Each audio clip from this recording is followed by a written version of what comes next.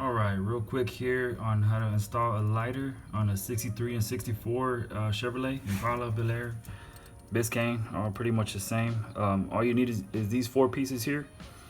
You have the lighter itself, and then the housing, and then the ring. So it's real simple to get on.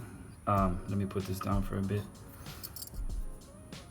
So what you're gonna do first is you're gonna get the housing here. This is what goes through the front here in the hole, and you're gonna slide your ring through it in the front, just like that.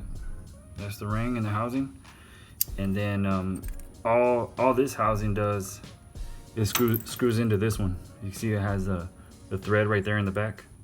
So once you insert this in the hole, you put the second housing through the back, and you kind of hold the front with your finger, whatever, and then you screw it on. It's real simple. You see, that's all screwed together. And then you go ahead and put your lighter in. Pretty basic. I couldn't find any information on that, so I just thought I would record that, and hopefully it can help somebody. Like I said, again, I couldn't find any information on it. So here it is, the housing in the ring. Put that through, and then you have the housing that goes from the back. Slide that in the back.